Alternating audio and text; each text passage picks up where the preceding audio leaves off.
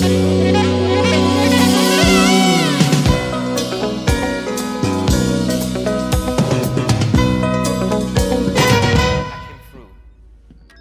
is General Hux of the First Order. The Republic is no more. Hi, I'm holding for General Hux.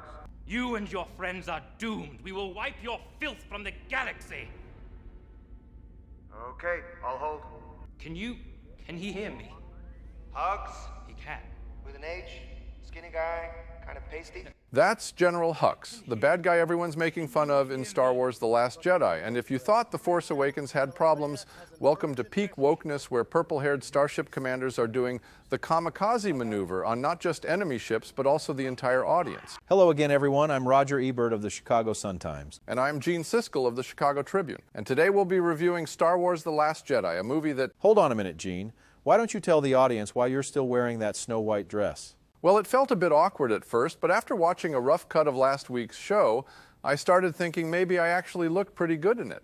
You don't look good, you look ridiculous. That's what made making you wear it so incredibly satisfying. I guess we'll have to agree to disagree. You should probably get changed and save yourself from further embarrassment.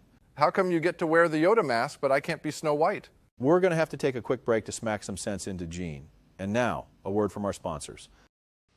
The day's looking new and bright, and you're gonna start it right. Folgers starting to brew, the aroma's calling you. The best part of waking up is Folgers in your cup. Mornings are brighter with mountain-grown Folgers because mountain-grown coffee has more enticing aroma than any other kind. The best part of waking up is Folgers in your cup.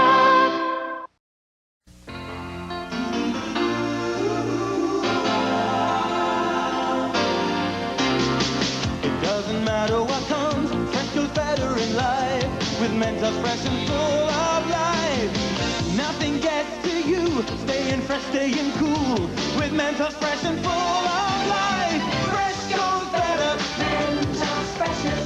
Fresh goes better with Mentos fresh and full of life. Mentos. Welcome back to our review of The Last Jedi. And before we continue, there's something I need to get off my chest. That Mentos commercial makes no sense at all. You have a group of teens crossing the street. One of them gets cut off in traffic, and instead of walking around the car, he decides to get into the back seat with some random driver. Then he pops a breath mint, gets out of the car, and flashes his roll of Mentos at the guy. And why are his friends acting like what he's doing is some kind of flex? It's the kind of stupid that makes you want to be a fly on a wall at some of these ad agencies. Yeah, not to mention all the jingles they come up with. It's enough to put you in an asylum, and I think that's a perfect segue into The Last Jedi.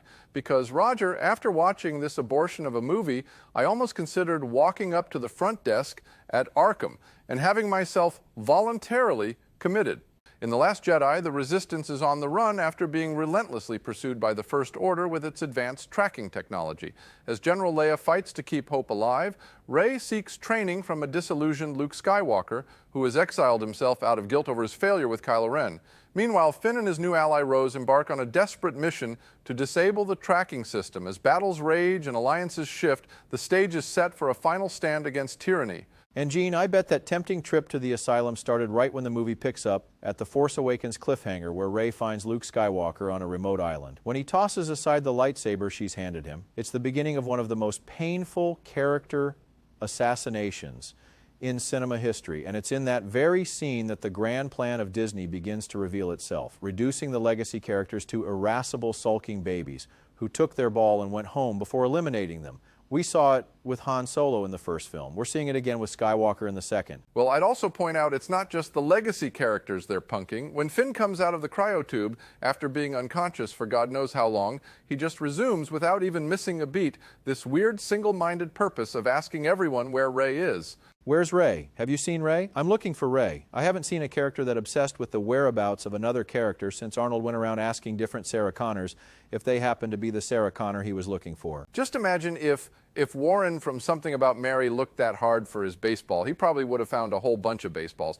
I mean, this guy is the ultimate ruined orgasm. Just when you think they're about to give him his moment of glory and let him die a hero, they take it away from him when Rose swoops in to prevent him from completing a suicide mission that will save what's left of the resistance. She sideswipes his speeder and then delivers a line so corny that you'd swear it was lifted directly out of a public service announcement. Yeah, they seem to be running quite a few public service announcements in the background here. When the purple-haired Admiral Holdo tells Leia, "The downtrodden and oppressed know our symbol," it's like a wink and a nod to every purple-haired feminist who's ever used the Bechdel test to count how many times a female character in a movie talks about something other than a man.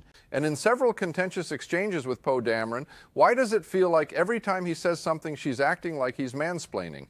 "I've dealt with trigger-happy flyboys like you," she says, calling him impulsive and dangerous, and yet, paradoxically, she does the very thing she's criticizing him for later on by flying a suicide mission at light speed right into the bad guy's dreadnought. Gene, it's a contradiction we keep seeing from these characters for the entire runtime of the movie, and would the real characters please stand up? One minute Rose Tico is calling Finn a hero, the next minute she's calling him a traitor. Luke Skywalker throws away his lightsaber, but for some reason, he's holding on to the Jedi text. A contentious exchange happens between Holdo and Dameron because Dameron doesn't want to retreat from the space battle.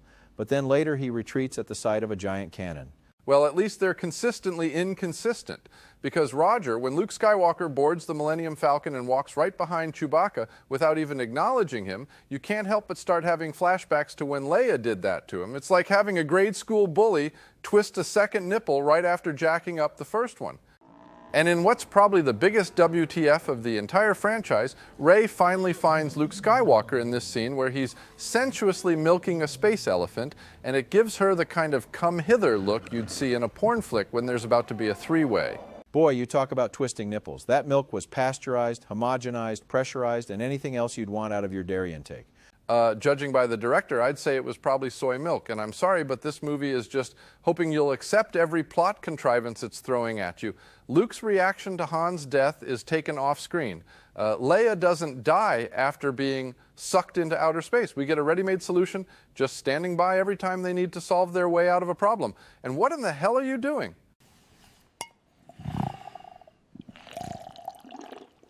Is this really the time to be drinking milk? Had a feeling all that talk about milk was going to get me a little thirsty for some of nature's cream. Figured maybe we should keep a thalasirens on set just in case. I hope you're proud of yourself. I sure am, but I agree with what you're saying about all the plot contrivances they keep layering here. When Finn and Rose get thrown in jail for double parking their spaceship, they just happen to share a cell with another code breaker who happens to be skilled enough to crack the code on the Death Star, the Dreadnought. And much like The Force Awakens, this film ends up being the autistic twin of a superior original. But instead of copying A New Hope, they're borrowing scenes from The Empire Strikes Back with a bit of Return of the Jedi mixed in. And by the end of the picture, you're not any closer to being convinced by Skywalker's rationale for ending the Jedi Order. He blames them for allowing the Sith to rise, despite that rise being done in the shadows. He refuses to see the good in Kylo Ren, despite Rey being able to.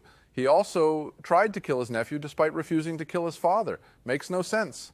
It's ironic, Gene, because they actually managed to say the quiet part out loud. When Yoda comes to Luke on the island, he tells him that the greatest teacher of all is failure. And for a company that knew The Force Awakens had warts, it's too bad nobody heeded the advice. Yeah, no kidding. Much like my beloved Chicago Bulls of the 90s, they took a winner and turned it into a fungus factory. Okay, that's it for this week.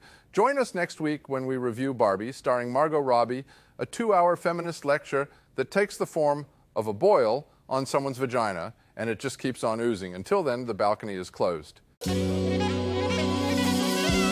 Promotional considerations were paid for by the following.